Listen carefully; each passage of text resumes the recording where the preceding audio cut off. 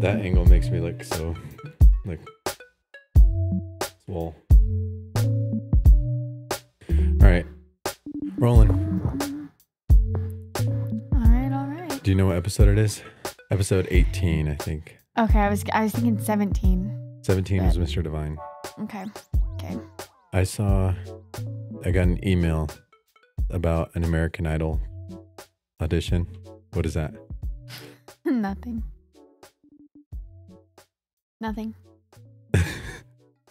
I was gonna do it. I was just thinking about it. I wasn't gonna do it. What do you mean? You signed up for an audition? I was thinking about it. What do you mean you're thinking about it? Like, did you sign up for an I made audition? a profile. Why did it say you have an audition day? Stop. I don't want people knowing, because what if I don't make it? It'll be embarrassing. I don't want to audition and like tell everybody like, oh, I'm auditioning for American Idol, and then not make it. That would be really embarrassing. A lot of people don't make it. I know, but I've already been through that once. Twice. I don't count the second time, because it honestly didn't really feel like an audition at all. And I was so nervous because I had not sung in years. And I did really terrible. When I was 17, I auditioned for American Idol, and I made it through like a couple rounds. So like there are rounds and like stages that you have to go through before you get put in front of the judges. I did not make it in front of the judges. I made it through a couple rounds, and then the casting people were like, okay, like you're good, but I think your voice needs to mature a little bit more. Come back and audition next year. Well, that next summer, I got a call from California. I'm like, I don't know anybody in California. And it was the casting producer. And he's like, hey, we remember you from last year and we really want you to audition. And I turned it down because I was leaving for boot camp in 10 days. So I told him, like, I'm leaving for Marine Corps boot camp. Like, I'm sorry, I can't do it this year. And then, you know, obviously I'm not going to do it while I'm in the Marine Corps. That's pretty hard to do. But yeah, as soon as I got out, I decided to try to audition again. But I had really bad anxiety and it was just terrible. What do you think's different about this time? I think this time I've been playing like in front of people, and I've been playing a lot more. I've been doing worship at church, and I'm starting to get, so in high school I did gigs, and like I would play at bars and stuff, and I would play at restaurants, and I would play at events, and I would play for people, and I was constantly performing for people in front of people, and I was comfortable with it. And then, you know, Marine Corps gave me really bad anxiety. I got really bad depression. I hardly ever left the house. And so like going into that second audition, I was just not, I should not have. Like it was just, I was not ready for that. But now like I've been playing at church in front of people, and like I've found my style too. It's like when I used to play, I used to try to sound like other artists that I liked, but now I just kind of sound like myself, and I've noticed that. And so I think, I don't know. I just think it would be cool. Do I think I'm going to make it? Honestly, no. But in the off chance that I do, like that could be life-changing.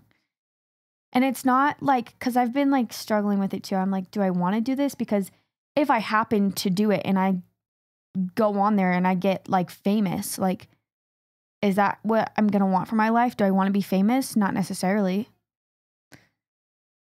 But at the same time, do I want to do music? Yes, I love music. I don't get a lot of time to do it as a stay-at-home mom.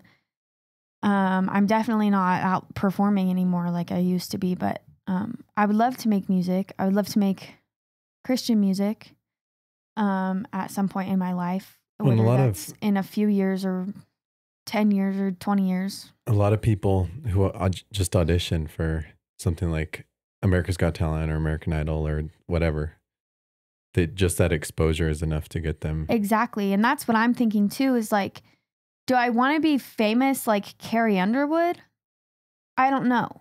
I mean, you know what? I think Carrie Underwood at this point is famous enough to where she doesn't need to perform to make money, you know? But it's like, I don't want to, like, I love my kids and I love my family, and I don't want to get to that point where I'm like never home for my kids, you know? And like somebody else is raising my kids. I don't want that. But like exposure to where I could like make money on the internet just for like being me and like being on American, like that would be amazing. Like if I could just make videos and be a stay-at-home mom and like make money from that, that'd be cool. Just make videos? Yeah, just like make videos. Just like, you know, I mean, also like, I don't know. I'd like to make music. At this point in my life, I don't have the time to do that. I used to make music, but just not recently, not in the last few years. But also, I'm not going to lie, I would like that prize money to buy a house. How much is it on? Is it $1 million? It's not $1 million. It's $250,000, and then on American Idol. Mm-hmm, and then you also get a recording, like a record deal. Yeah, basically. A recording contract. That's what it is. I thought it seems like everything is $1 million now. Like the prize money. So I think that's why I want to go on Survivor so bad. Yeah. Survivor, Mr. Jeff Probst, if you're watching this, let me be on Survivor, okay? Because listen, I could win. And everybody tells me that I couldn't, but I think I could. And I need that $1 million. Okay, I'm going to buy me a house. I'm going to buy my mama a house. I'm going to buy my brother a house. I feel like their selection process has got to be a little bit rigged at this point. Like the way that it works is if you know the right people, you're going to get let in. I think that's, and also. Let's ask Tim. I bet he knows someone. Also, if you got to be gay. You got to be black. I don't think so. If you're gay and black, you're on the show. I don't think so. That's how they are now. I think there definitely is like, hey, we need a black person. We need a gay person. But I don't think it's like, oh, you're not black. You're not gay. You're not getting. I don't think it's like that at all. I don't think it's like that at all. Do I think there's definitely like they're trying to meet some criteria for sure. For ratio on how many of this kind of person and how many of this kind of person. Absolutely. I think that is for sure 100% that's going on. But I don't think that it's like, oh, you're white and you have a family. You're not getting, I don't think that's it. I think you need to be either super interesting or like they're not just letting an average Joe person. I'm not saying you're an average Joe. I am average Joe. But you're a pretty normal woman. I think there's definitely, if you have something interesting, like there was that one girl who had one leg and she was like a Paralympic medalist. Like that is something that is going to like catch people's attention. For sure she's getting on because of that. But there are also people who are super average Joe. Like the guy that, what was his name? Oh my gosh. Dale? No, not Dale. Oh, it was the old guy. He was Ken? No. No. I feel like it started with a K. You know what I'm talking about. It was the older guy. He had white hair and he was on 2 times. He went on the first time with his son. Or no, the second time with his son. Anyway, he was just like an average guy from Alabama or Georgia or something. Just like, and he was older. And they just like let him on like that. Yeah. He was interesting though, because he stood out because he was normal. But so I was watching you, this was a while ago, but I was watching you watch. That's funny. Cause I don't really watch the shows that you watch. I'll like sit there sometimes. Yeah. But you had one of the more recent episodes of Survivor, recent seasons on. And one of the people who was on was like, Jeff, I'm offended that you say, come on in, guys. It's not very inclusive or whatever. Remember that? I do remember that. What did he say? I don't like that you say, come on in, guys, because it's exclusive to people who don't associate with that gender or something. Yeah. And then Jeff was like, that's a great idea. I'm going to change it. You've really just changed my whole heart. I think it's like, here's what I think. I think that the person who got offended by that needs to check why they got offended by that. Because that wasn't offensive. I call girls guys all the time. Jeff didn't mean for it to be offensive. No. Everybody, I think literally everybody knows that. And he's been saying it for how many seasons? I know, for all seasons. Like if I were to go on Survivor and Jeff doesn't say, come on in, guys, and I don't get to hear him say that, like that's so disappointing, you know? Well, did he just say, come on in after that? Yeah. Come on in. It's not the same. Guys and girls and non-binary and stop. Z's and Zers. And calm down. Don't be hateful. I'm not, it's not hateful. It's just, it's buying into mental illness. So I almost said Dr. Jeff. Jeff Probst. Dr. Jeff Probst. He, by altering the way that he runs the show, and maybe a non-essential way, but altering it in a way that accommodates some kind of just silly delusion, that's what I have an issue with. Yeah, I think the person that said I'm offended by that, I think that they need to do a mental check and say, why am I offended by that? Because that was not offensive. You know? Well, it's because they want to be a victim. I know. But listen, you're going to ruin my chances of getting on any show. I don't care. I do. We can have our own show. We can have our own. Yeah? Yeah. Like what? We don't need American Idol. We don't need Jeff Probst. I'm not gonna just act like they're the best people. I'm not gonna brown nose them just to be like, oh, I want a chance on Survivor and American Idol. I'm not saying they're the best people ever. Does everyone have flaws? Sure. But here, and I've talked to you about this before. I think you can disagree with LGBTQ. I don't know what you're supposed to say anymore. I think you can disagree with that. And I think you can disagree with politics and whatever. You can disagree with all of it. But where it bugs me is when you let it, and you do this, you let it consume you and you let it fill your heart with like distaste and hate. I don't like that. Because you get to this point where you start to just insult people. I wouldn't say hate. I would say anger. Well, you get insulting and you get rude and unkind. And that's what I don't like. I think you can disagree all you want. I think you can disagree in a kind way. Well, I don't think that and I think you can be angry in a kind way also. I get angry. I think the primary example, the one that I could think of is Chris Tyson, Mr. Beast. Mm-hmm. The guy from Mr. Beast. I used to watch Mr. Beast a lot. I think I was the one who introduced you to Mr. Beast. Yes. And so I used to watch him a lot, like I wouldn't say from the beginning, like his first days, but I was a pretty early watcher. Chris Tyson, I watched him, just a dude, total dude on this show, or if you call it a show. Then he gets married, has a wife and a kid, a little boy, which, okay, that wasn't a huge thing. That's pretty normal, right? People have families.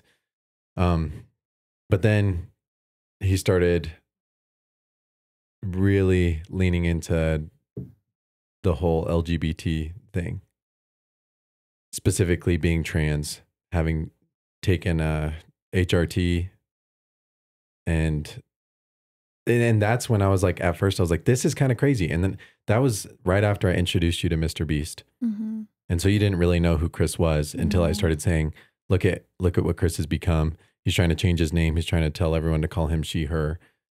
He's left his wife. I'm not sure all of the details of their relationship, but I think it's satanic. I think that putting yourself above your family and trying to tear that apart, I think that that's selfish. I think that's putting yourself first, and it's mental illness. I think it's an issue.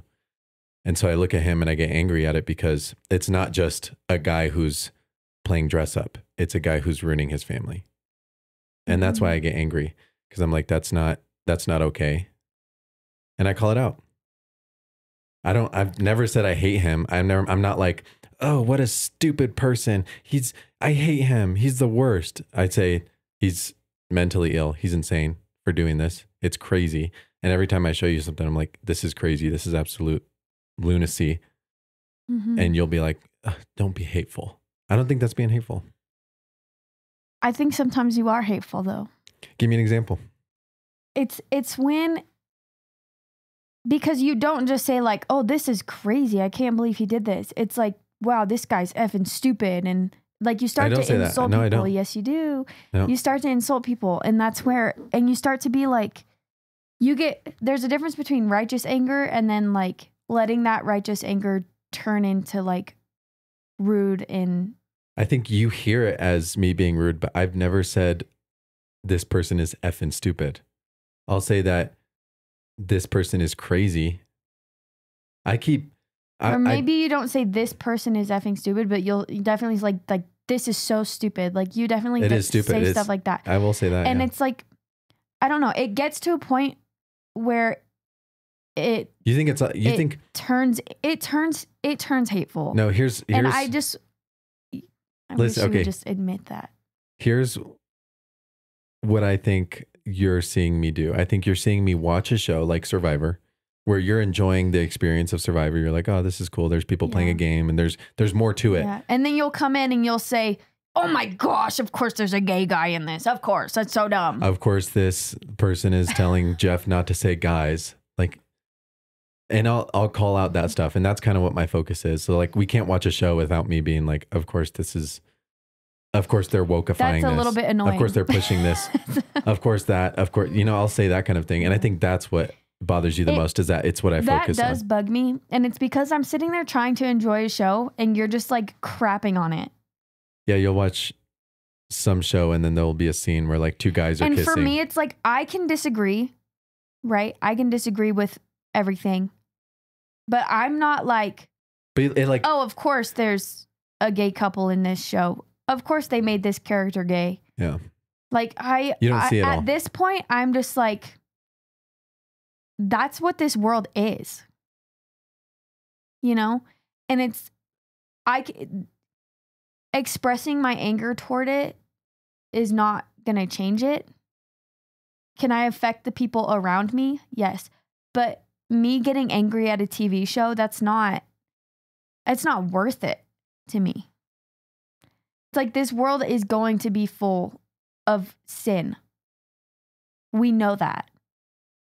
And I'm not saying that it doesn't matter, but I just don't, like, if it's not directly in front of me and I can't impact it in a direct way, like, I'm not going to waste my energy on being angry at it.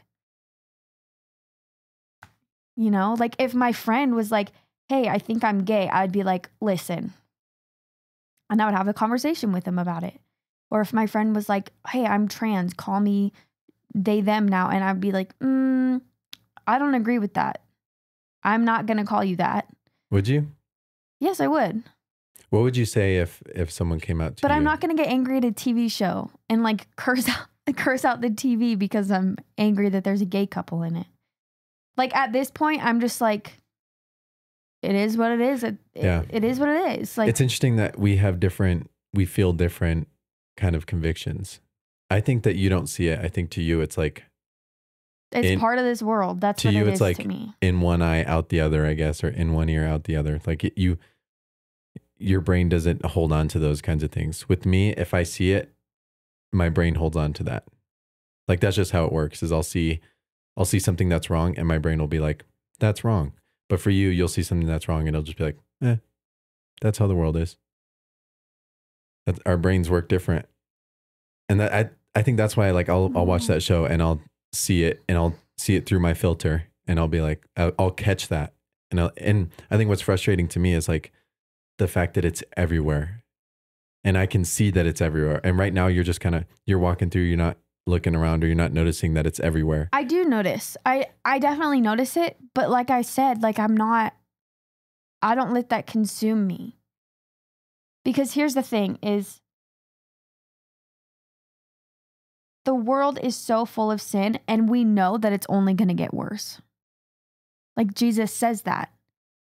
The Bible says that it's just going to get worse until Jesus comes back, right? And so it's like... So don't do anything about it? I'm not saying don't do anything about it. I don't think that watching a TV show and seeing that and then not saying anything about it is wrong. I don't think that's wrong. I think it would be wrong and it would be sinful of me to not call out my brother or sister. If my friend came and said, hey, I'm sinning, and then I was just like, oh, that's okay. That's wrong. That's sinful on my part. That's not okay. I'm not okay with that. For myself, I would not do that.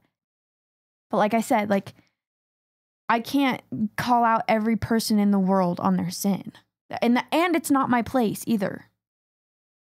It's like, if I don't know someone, like, how am I trying to say this? Like, somebody that I've never met, somebody that I can't see, somebody that I can't talk to, I'm not going to call them out on their, how would I do that? Right? But if I have somebody directly in front of me that I can talk to and I can see, and I do see that they're sinning, sure, I'll call them out. Like that's our job. But well, here's my counter to that. Whatever you watch or whatever you consume is kind of approving, or what's the word I'm looking for? Affirming. Yeah, you're kind of affirming it. So you're watching Survivor, right? Everyone loves Survivor. It's what it used to be is it's just a game show where people come on, and I think there used to be gay people even on that came on in the early seasons. If not, whatever, I didn't care about any of that. But that's what it used to be. And then they started to turn it into, well, let's try to cater to this whole ideology and religion, really, the LGBT religion of putting yourself first, putting your identity in yourself. And by us continuing to watch something like that, it's saying what you guys are producing is still being consumed. So continue producing it. Whereas if they started doing stuff like that, and then all of the Christians said, we're not going to consume something that represents satanic ideas. I think that's where I'm like, when I see the show, I'm like, we should turn this off, and I don't tell you to because I know you enjoy watching it, but really it's like, notice how much they're pushing this, and they do it little by little. It's like the frog in the boiling water, right? They'll turn up the heat gradually until we're all just consuming all this satanic propaganda. It's Satanism. Satan is trying to take over us and say it's you first. Put yourself first. You like watching this show. Here's what the show is telling you. And at first it starts with, the world is messed up. Okay. That's just how the world is. I'm not going to call anyone out. I have no impact.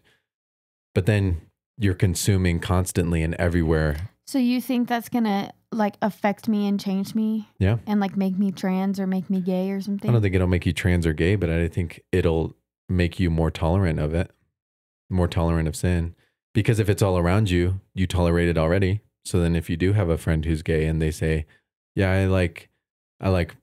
I mean, ultimately myself, and I like to serve myself.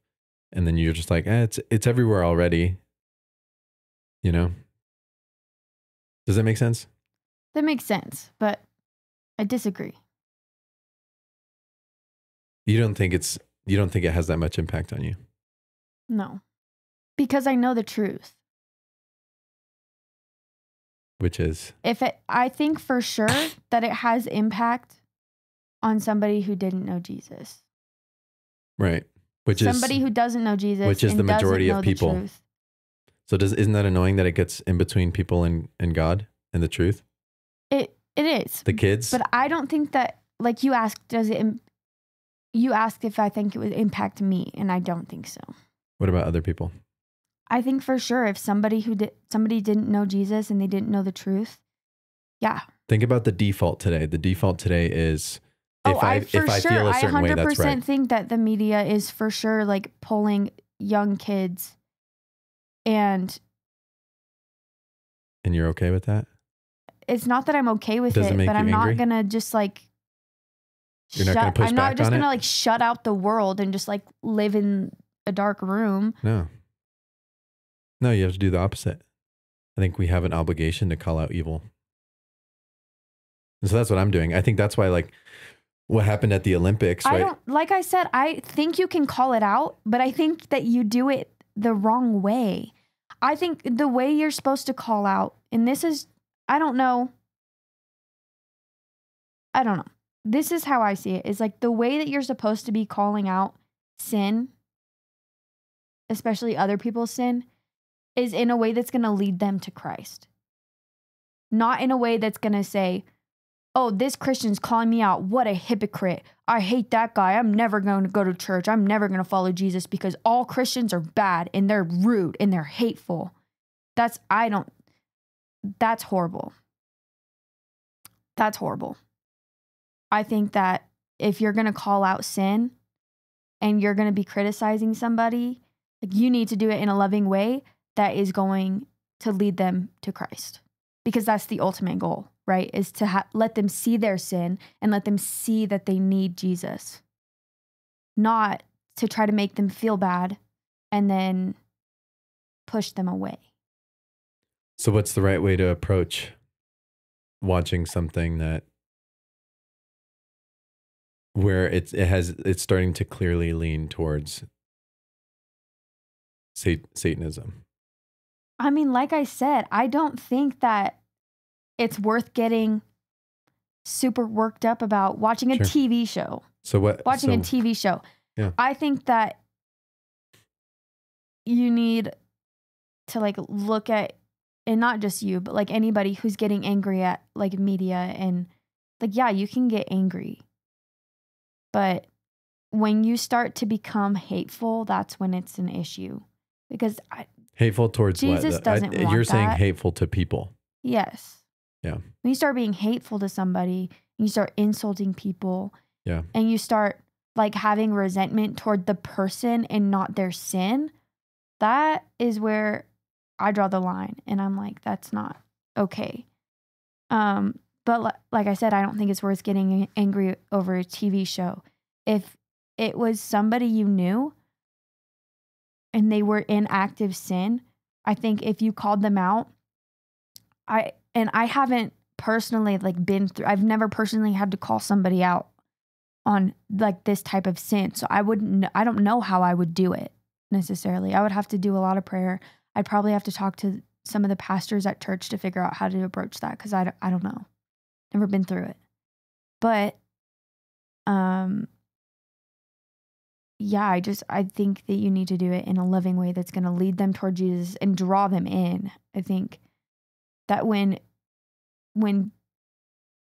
followers of Christ show the love of Jesus through their actions, like that draws people in so much more than just like, you're wrong. What you're doing is wrong. You're being sinful. Like that, that's not going to touch them at all. Well, and I don't think when I call it out, I'm not calling out the person. I think there's some people who are super influential, and then I think that's frustrating. The faces of Satanism, LGBTism, whatever you want to call it. I think the faces of it are evil. I think that the people who are advocating for children to be mutilated or even killed in the womb, I think that's evil. And I think it's okay to call that out. I don't think you have to be like, I'm going to tolerate that because I don't want to call you out. But do you think those people who are advocating for that have a chance to be saved? For sure. Right. But I think they need to be told, I think they need to be told what you're doing is evil. What you're doing is crazy. It's satanic. It's evil. And it needs to stop. And I think that's what needs to happen. I don't think you need to be like, you know what? You keep doing what you're doing. Jesus loves you. I love you.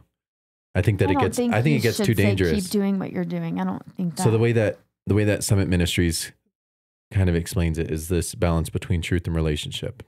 And I think that this is a good example in our marriage. Is I lean on the truth side, you lean on the relationship side. And this is true with disciplining our kids, right? I'm very much, this is the truth, this is what needs to happen. And you're very much, what about our relationship with our kids? Just so it's, you have the love and I have the facts, I guess. And that's in this situation too that we're talking about, where you're coming at it from a relationship side and I'm coming at it from a truth side. I think there is a balance of calling someone out on their sin, calling out what is evil, but also caring about the relationship. But I think there's a role for both. When I look at what's referred to as woke now, it makes me angry at the ideology. I get angry at the religion. I get angry at what it's doing to our society. I get angry at what it's doing to God's people. And I get angry at all of that. And that's why I'll get angry at what the people are saying or what they're doing or what they're putting in their show. I get angry at all of that, not because I hate Chris Tyson for being a terrible father and for being trans. It's, I hate that this ideology got to him and now he thinks that he's a god, and now he's spreading that, and he's become a medium or a vessel to carry on that. I get that. I get hating the sin. I understand that. And I don't have like the same biblical worldview that you do, because you've got to like not take classes, but like I've been around it for the past. You've been around it so much. And as where I like everything that I know and everything that I've learned, I've kind of just done on my own. I've not had like a mentor or like people to like talk to me about, especially specifically about a biblical worldview. Like I've just been trying to learn like the Bible and like what it means to be a Christian, you know? And I've also like, I don't know if it's selfish, but I've been like focusing on myself because there's a lot that I have to work on.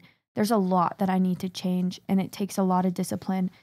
And so like, I guess part of why it doesn't affect me is because I'm not focused on that right now. Like right now I'm focused on me and like making myself better, because I still struggle with so much sin. You know, and I mean, and I don't know, I don't want to take this out of context, but it's like the verse that came to mind just now was like, take the log out of your own eye before you take the speck out of your brother's eye, right? Something like that. I mean, I'm so bad at quoting directly, but like I need to work on my sin first. I need to work on cleansing myself of sin before I can focus on the sin of the entire world, you know? That's why I wanted to do Colson Fellows with you. Yeah. I'm excited for that, to like learn more. It's hard. It's hard with kids. Yeah.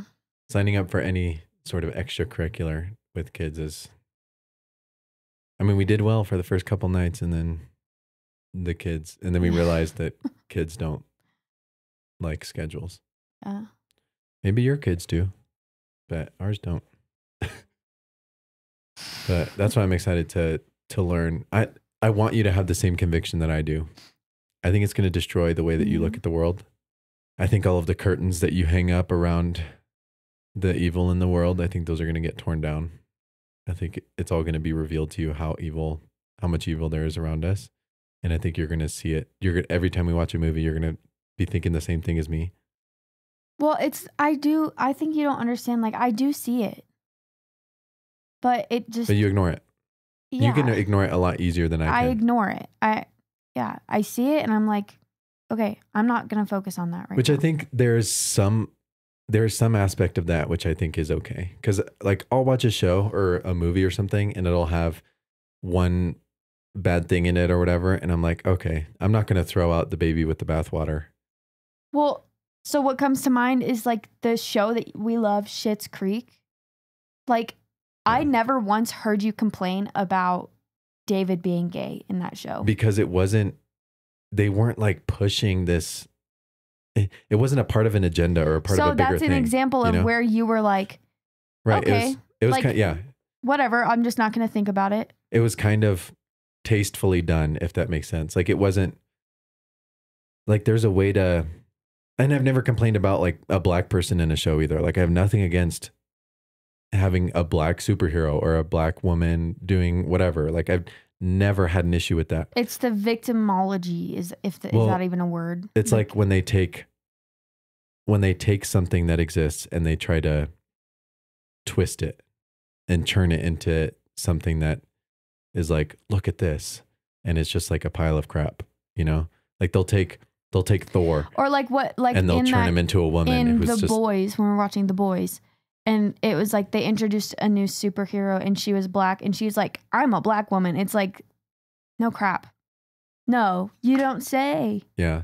It's like, so when that's why do you need to announce that? Like they're trying nobody to say like, cares. Yeah. No, like nobody's like, oh my gosh, black people. No one cares. Like they'll be like, here's a black woman and that's okay. Look, it's okay to have black people. And I'm just looking at that like, you're crazy. Of course it's okay. Like shut up about it. Yeah. So it's like the Olympics when they had the black athlete who there was a whole ad for, or a whole like biography documentary style interview with him where he's like, I'm black and I'm black and being black is black. And it's like, shut up.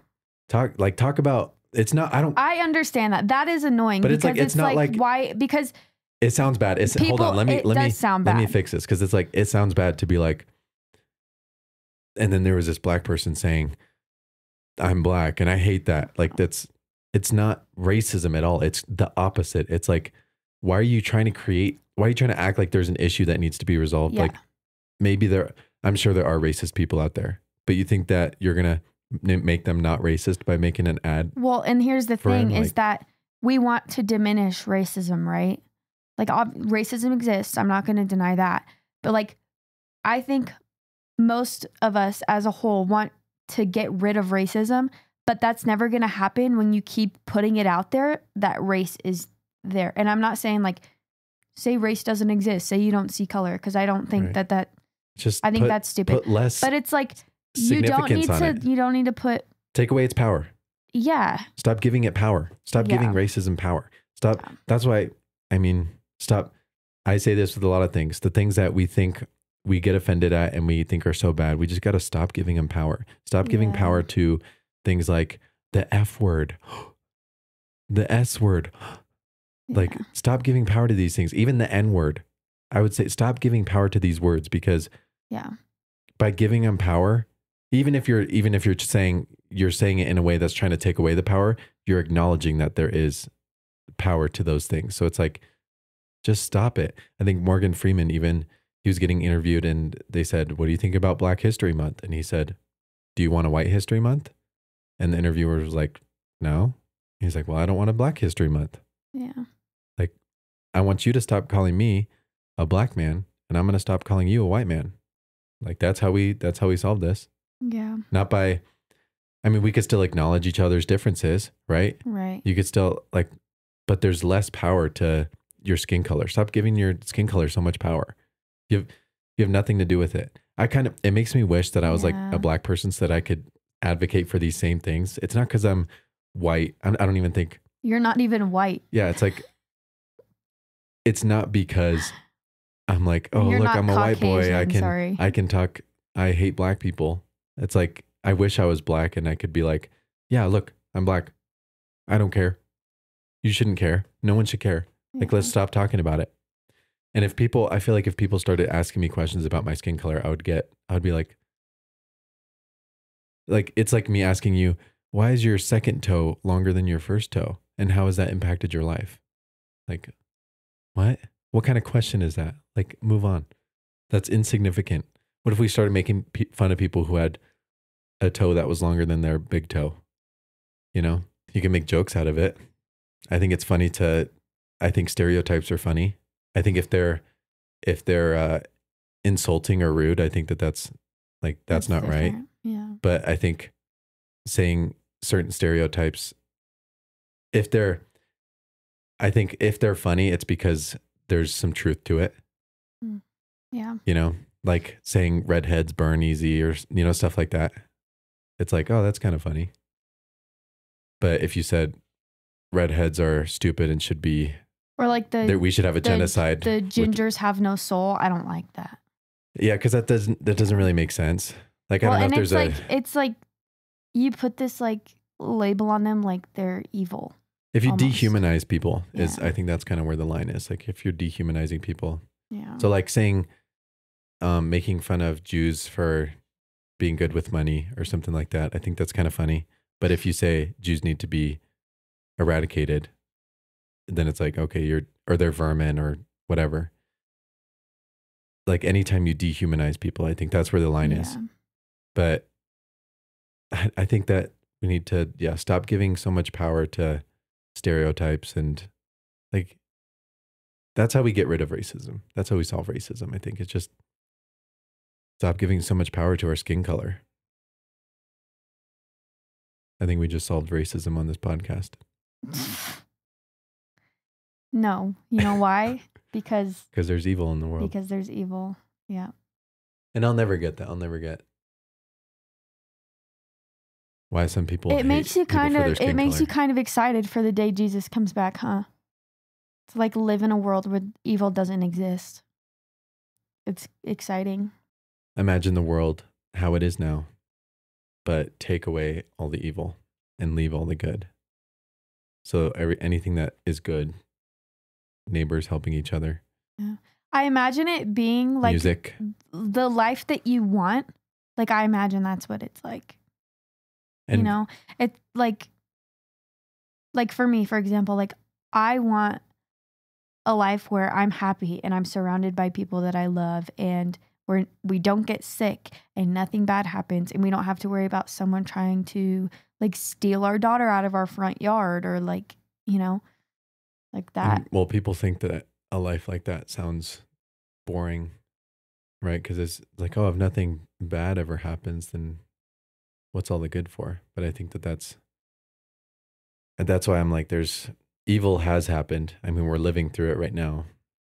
Maybe that's why. And I don't think I have a complete understanding of what heaven's going to be like. But I think when it's described as when people think it's like people in the clouds playing harps, it's just that's because we don't understand. We only understand the world. We only understand how it is. So we take the good from the world and we say that that's what heaven's going to be like, with music and dancing and all the good that we can imagine here. But I don't think we can understand what it's going to be like, because it does kind of, the picture, I'll admit, like the picture of people in clouds on harps, that does sound kind of lame. Like, just, what are you going to play a harp for eternity? Yeah. Like because I'm imagining that right now, like, oh, if I just went into a back room and I just started playing a harp for the rest of my life, like that kind of sounds like torture, you know? So we have to understand that we can't describe it at all. Yeah. Well, I don't think it's going to be like that, but also I don't think that we can understand it. Yeah. I think maybe that's where, and I also don't know too much about this. Haven't really thought about it that much, but like that's kind of where trust and faith comes into play also. Like not just believing in Jesus, but believing that God wants the best for you, and that he's not going to make you sit up there and play a harp for eternity. Yeah. The things that you don't, like, he loves you and he wants you to have fun and to be happy. And think of this, all the good things of this world God created. Mm-hmm. Like he created laughter. He created smiles. He created sunsets and sunrises. And so that God that created all of these, the best thing that you could imagine right now, God had created that. He's created that experience. So that's the best we can do to try to understand. That's the guy who's going to be in charge of our lives after we leave this earth. So yeah, that's the faith aspect, is like, I've seen your work in what I can see now. I've seen your work, and I am trusting that based off of what I have seen.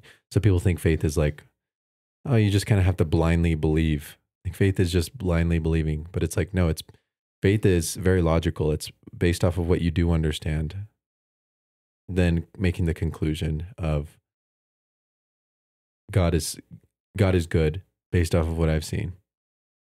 And so I'm having trust that he will continue to be good.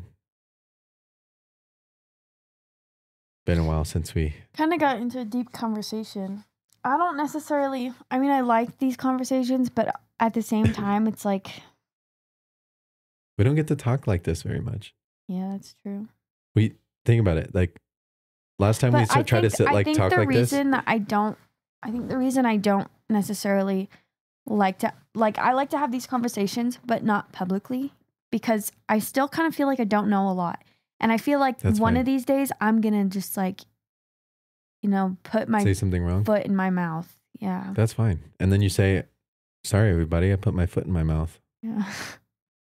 I think that that's fine. I think that, because here's something that I've been learning. So I'll look at people who are well-known speakers and I'll say, wow, they're talking like they really know what they're talking about. They have some really great opinions. Even if it's not like a scientist that's just laying out facts or anything. Like it's just someone who has really good opinions. Mm-hmm. I realize that what they're saying it.